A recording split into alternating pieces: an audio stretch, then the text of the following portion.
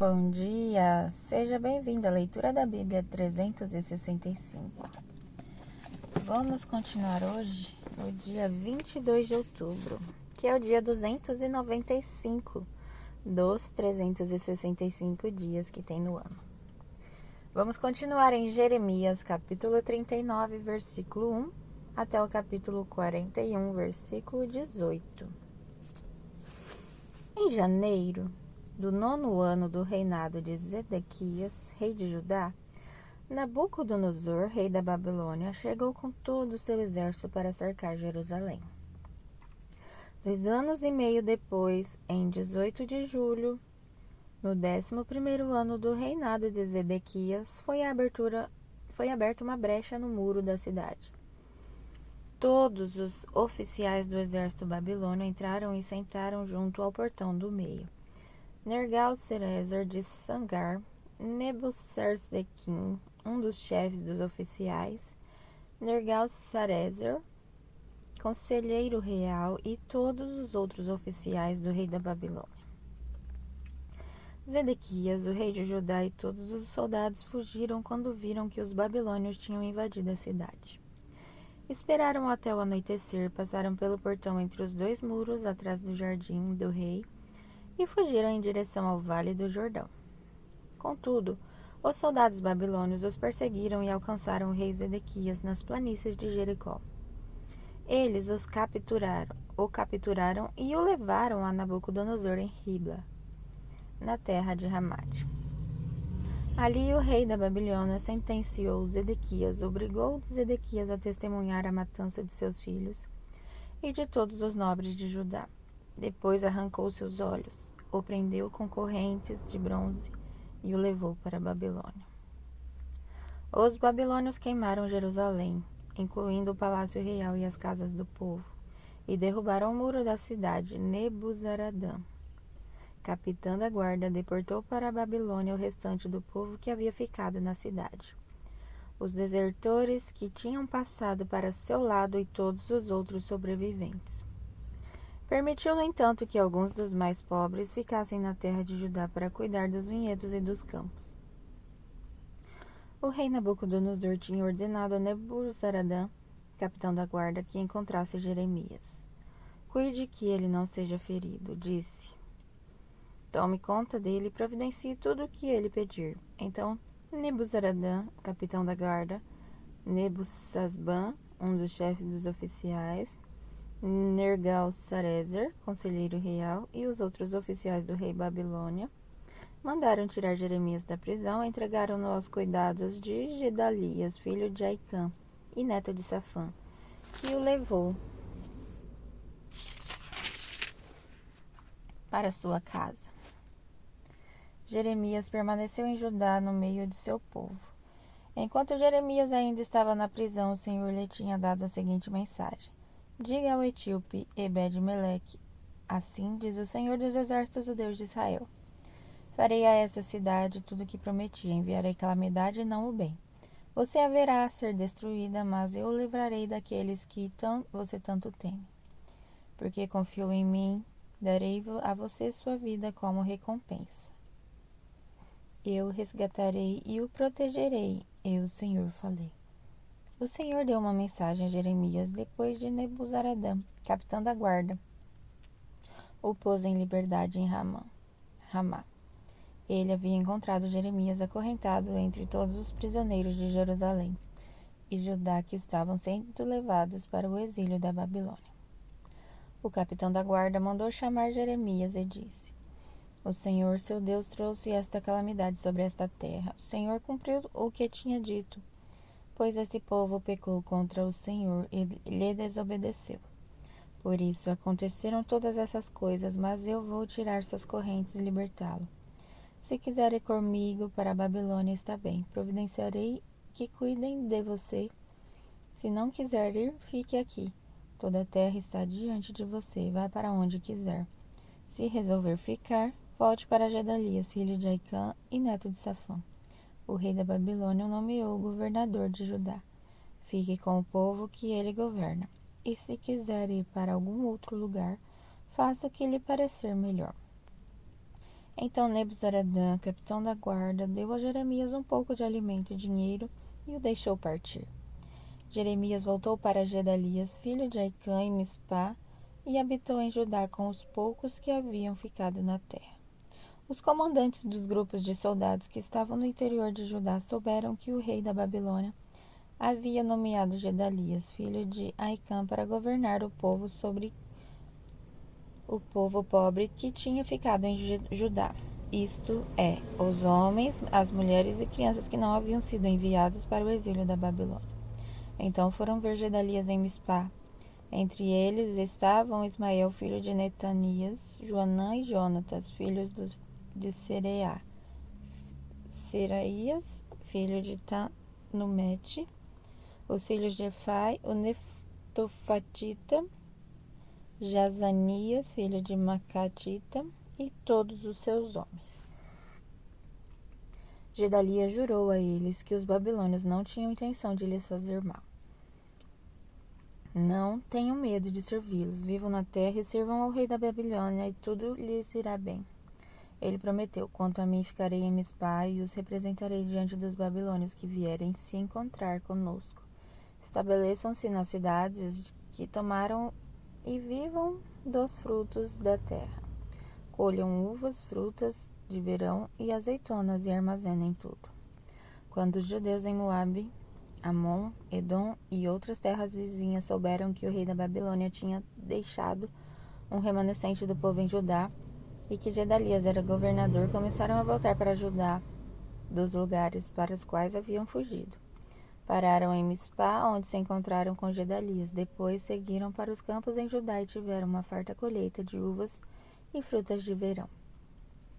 Algum tempo depois, Joanã, filho de Careá, e os outros comandantes dos soldados que estavam no interior foram até Gedalias em Mispá e lhes disseram: Você sabia que Bales, rei de Amon, enviou Ismael, filho de Netanias, para assassiná-los?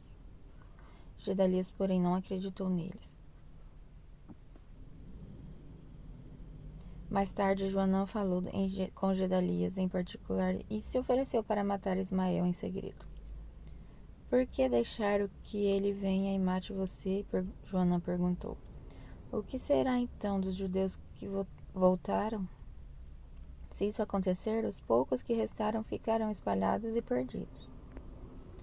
Gedalias, porém, disse a Joanã: Eu o proíbo de fazer isso, pois você está mentindo a respeito de Ismael.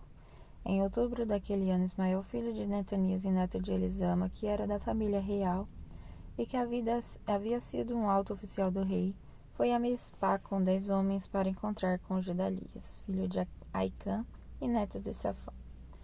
Enquanto faziam uma refeição junto, Ismael e os 10 homens se levantaram de um salto, puxaram sua espada e mataram Gedalias, que o rei da Babilônia havia nomeado governador. Ismael também matou todos os soldados judeus e os babilônios, que estavam com Gedalias em Mispá. No dia seguinte, antes que alguém soubesse do assassinato de Gedalias, 80 homens chegaram de Siquém, Siló e Samaria para adorar no templo do Senhor. Tinham raspado a cabeça, rasgado as roupas e se cortado, e traziam ofertas de cereal e incenso. Ismael, filho de Netanias, saiu de Mispá e foi ao encontro deles, chorando ao longo do caminho. Quando os encontrou, disse: Venham e vejam o que aconteceu a Gedalias, filho de Aicã. Assim que todos entraram na cidade, Ismael e os homens que o acompanhavam mataram 70 deles e jogaram os corpos numa cisterna. Os outros 10 sobreviventes, pois haviam convencido Ismael a soltá-lo, ao prometer-lhes trazer suprimentos de trigo, cevada, azeite e mel, que haviam escondido. A cisterna em que Ismael jogou os corpos dos homens que ele assassinou era a grande cisterna cavada pelo rei Asa, quando ele fortificou a cidade para se defender de Bassã, rei de Israel. Ismael, filho de Netanias, a encheu de cadáveres. Então Ismael prendeu as filhas do rei e outras pessoas que Nebuzaradã, capitão da guarda, havia deixado em Mispá aos cuidados de Gedalias. Ismael partiu para a terra de Amon, levando os prisioneiros. Quando Joanã, filho de Careá, e os outros comandantes que os acompanhavam souberam dos crimes de Ismael, reuniram todos os seus soldados e partiram para lutar contra ele. Eles os alcançaram no grande açude, perto de Gibeon. O povo que Ismael tinha capturado gritou de alegria quando viu Joanã e os outros comandantes. Todos os prisioneiros de Mispá escaparam e começaram a ajudar Joanã. Enquanto isso, Ismael e 8 dos homens que estavam com ele escaparam de Joanã e foram para a terra de Amon. Então Joanã, filho de Careá, e os outros comandantes levaram todo o povo que tinha resgatado em Gibeon, os soldados, as mulheres, as crianças e os oficiais do palácio, que Ismael havia capturado em Mispá depois de matar Gedalias. Foram todos para o povoado de Jeruti-Quimã, perto de Belém, de onde planejavam fugir para o Egito. Tinham medo daquilo que os babilônios fariam quando soubessem que Ismael havia assassinado Gedalias, o governador nomeado pelo rei da Babilônia. E agora vamos começar 2 Timóteo, capítulo 1, versículo 1, até o capítulo 1, versículo de 1 a 18. Eu, Paulo, apóstolo de Cristo Jesus, pela vontade de Deus, enviado para anunciar a vida que ele prometeu por meio da fé em Cristo Jesus, escrevo esta carta a Timóteo, meu filho amado. Que Deus, o Pai, e Cristo Jesus, nosso Senhor, lhe dêem graça, misericórdia e paz. Dou graças por você, ao Deus que sirvo com a consciência limpa, como serviram meus antepassados. Sempre me lembro de você em minhas orações, noite e dia. Quero muito revê-lo, pois me lembro de suas lágrimas. Nosso reencontro me encherá de alegria. Lembro-me de sua fé sincera, como era a de sua avó Lloyd e de sua mãe Eunice. E sei que em você essa mesma fé continua firme. Por isso quero lembrá-lo de avivar a chama do dom que Deus lhe deu quando impus minhas mãos sobre você. Pois Deus não nos deu um espírito que produz temor e covardia, mas sim que nos dá poder, amor e autocontrole. Portanto, jamais se envergonhe de falar a outros sobre nosso Senhor, e também não se envergonhe de mim que estou preso por causa dele. Com a força que Deus lhe dá, esteja pronto para sofrer comigo por causa das boas novas. Pois Deus nos salvou e nos chamou para uma vida santa, não porque merecêssemos, mas porque este era seu plano desde os tempos eternos, mostrar sua graça por meio de Cristo Jesus. E agora ele tornou tudo isso claro para nós com a vinda de Cristo Jesus, nosso Salvador, que destruiu o poder da morte e iluminou o caminho para a vida e a imortalidade por meio das boas novas, das quais Deus me escolheu para ser pregador, apóstolo e mestre. Por isso estou sofrendo assim, mas não me envergonho, pois conheço aquele em quem creio e tenho certeza de que ele é capaz de guardar o que me foi confiado até o dia de sua volta. Apegue-se com fé e amor em Cristo Jesus ao modelo do ensino verdadeiro que aprendeu de mim. Pelo poder do Espírito Santo que habita em nós, guarde a verdade preciosa que lhe foi confiada. Como você sabe, todos os da província da Ásia me abandonaram, incluindo Figelo e Hermógenes. Que o Senhor demonstre misericórdia a Onesíforo e sua família, pois muitas vezes me animou em suas visitas e nunca se envergonhou por eu estar na prisão. Pelo contrário, quando veio a Roma, procurou-me diligentemente até me encontrar. Que o Senhor lhe mostre misericórdia no dia da volta de Cristo. E você sabe muito bem quanto ele me ajudou em Éfeso. E agora em Salmos capítulo 90, versículo de 1 até o capítulo 91, versículo 16. Oração de Moisés, homem de Deus. Senhor, tu tens sido nosso refúgio ao longo das gerações. Antes que os montes nascessem, antes que formasse a terra no mundo, da eternidade à eternidade, tu és Deus. Fazes as pessoas voltarem ao pó quando dizes: retornem ao pó, mortais. Para ti 1000 anos são como um dia que passa, breves como algumas horas da noite. Arrastas as pessoas como numa enchente. Elas são como sonhos que desaparecem. São como a grama que nasce pela manhã brota e floresce, mas à tarde murcha e seca. Somos consumidos por tua ira, ficamos apavorados com tua fúria. Tu pões diante de ti os nossos pecados secretos, e vê todos eles. Passamos a vida debaixo de tua ira e terminamos nosso dia com um gemido. Recebemos 70 anos, alguns chegam aos 80, mas até os melhores anos são cheios de dor e desgosto. Logo desaparecem e nós voamos. Quem conhece o poder de tua ira? Grande é a tua fúria, como o temor de que és digno. Ajuda-nos a entender como a vida é breve, para que vivamos com sabedoria. Ó Senhor, volta-te para nós, até quando te demorarás? Tem compaixão de teus servos, satisfaz-nos a cada manhã com teu amor, para que cantemos de alegria até o fim da vida. Dá-nos alegria proporcional aos dias de aflição. Compensa-nos pelos anos em que sofremos, que nós, teus servos, vejamos seus feitos outra vez. Que nossos filhos vejam a tua glória, sejam sobre nós a bondade do Senhor nosso Deus. Faze prosperar nossos esforços, sim, faze prosperar nossos esforços. Aquele que habita no abrigo do Altíssimo encontrará descanso à sombra de Todo-Poderoso. Isto eu declaro a respeito do Senhor. Ele é meu refúgio, meu lugar seguro. Ele é meu Deus e nele confio, pois ele o livrará das armadilhas da vida e o protegerá de doenças mortais. Ele o cobrirá com suas penas e o abrigará sobre as suas asas, e sua fidelidade é armadura e proteção. Não tenha medo dos terrores da noite, nem da flecha que voa durante o dia. Não tema a praga que se aproxima na escuridão, nem a calamidade que devasta ao meio-dia. Ainda que 1000 caiam ao seu lado e 10.000 morram ao seu redor, você não será atingido.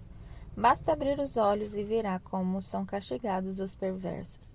Se você se refugiar no Senhor, se fizer no Altíssimo seu abrigo, nenhum mal o atingirá, nenhuma praga se aproximará de sua casa, pois ele ordenará a seus anjos que o protejam aonde quer que você vá. Eles o sustentarão com as mãos para que não machuquem o pé em alguma pedra. Você pisará leões e cobras, esmagará leões ferozes e serpentes debaixo dos pés. O Senhor diz: livrarei aquele que me ama, protegerei o que confia em meu nome. Quando clamar por mim, eu responderei e estarei com ele em meio às dificuldades. Eu o resgatarei e lhe darei honra. Com a vida longa o recompensarei e lhe darei minha salvação. Agora em Provérbios, capítulo 26, versículo de 1 a 2. Como neve no verão e chuva da colheita, assim a honra é imprópria para o tolo. Como o pardal que alcança voo e a andorinha que atravessa o céu, a maldição merecida não pousa sobre a quem ela é dirigida. Até amanhã, no dia 23 de outubro.